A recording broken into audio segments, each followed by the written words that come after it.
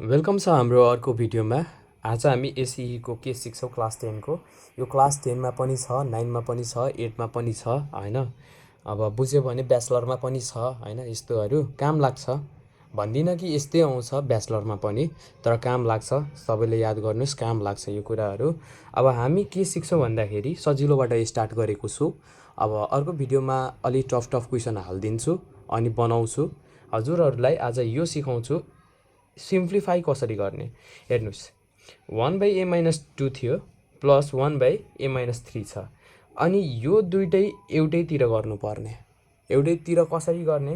यो a-3 ले 1 मा मल्टिप्लाई गराइदिने क्रिस क्रस, अनि यसले a-2 ले 1 मा यतापट्टिको। अब गर्ने कसरी?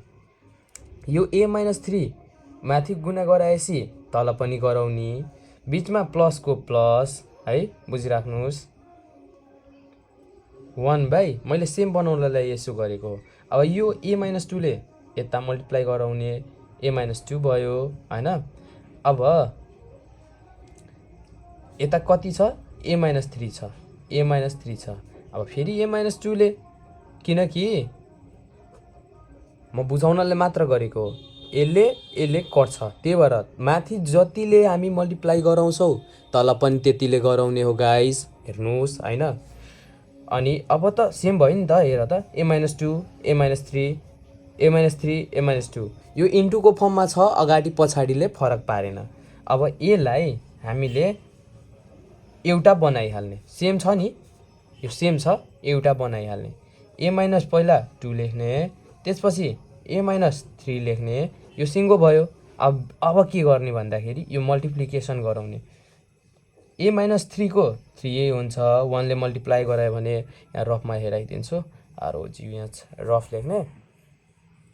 1 इन्टु a-3 थियो, यो 1 ले a मा, यो 1 ले 3 मा, यहाँ हेर्नुहोस् a-3 हुन्छ। अब फेरि सेम एउटा 1 इन्टु छ नि a-2, सेम गराउने, यसले a मा, यसले 2 मा पनि, a को a इन्टु गरायो भने अनि 2 को 2।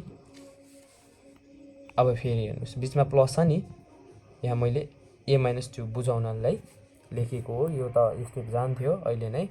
अब के गर्ने? ब्राकेट हटाउने, a-3 लेख्ने प्लस a-2 लेख्ने। अब यहाँ a-2 a-3 सेमको सेम। अब के गर्नुपर्छ भन्दाखेरि यहाँ मैले एउटा नोट लेखेँ तपाईहरुलाई, तल नोट।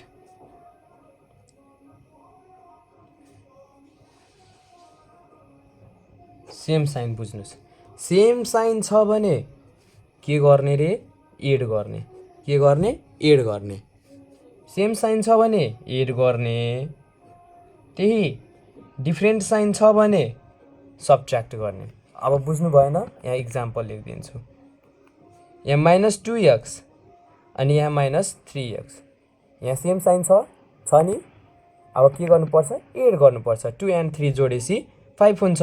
अनि यो अल्फाबेट जुन छ नि x, यो सेमको सेमै हुन्छ, तर भ्यालु कसको ठुलो हो? माइनसको, 3 को हैन। त्यही भएर यहाँ माइनस हुन्छ, -5x सेम। अब माइनस कसरी गर्ने हो भन्दाखेरि एउटा प्लसमा छ, एउटा माइनसमा छ, यो डिफ्रेन्ट साइन भयो नि त। अनि डिफ्रेन्ट साइन हुँदाखेरि के गर्नुपर्छ? मैले भर्खर सिकाएको हो, सब्ट्र्याक्ट गर्ने।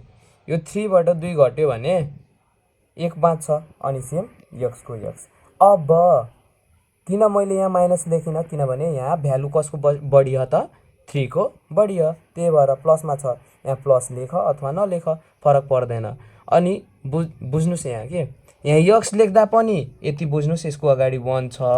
x लेख्दा पनि ठिक छ, 1x लेख्दा पनि ठिक छ। हजुरले जसरी बुझ्नुस्। अब लेट्स यहाँ स्टार्ट गर्छौँ हामीहरू। यो a कतिवटा छ? 2टा छ, किनकि यहाँ प्लसमा छ, यहाँ 2a भइहाल्छ। अब हेर्नुहोस्, सेम साइन छ। अब के गर्नुपर्छ? एड गर्नुपर्छ। -3 -2 के गर्नुपर्छ? 5 भयो। अनि तल सेमको सेम, a-2 इन्टु a-3। कतिको बुझ्नु भयो? कमेन्ट गर्नु होला। हस्त, धन्यवाद। भेट्छौँ अर्को भिडियोमा।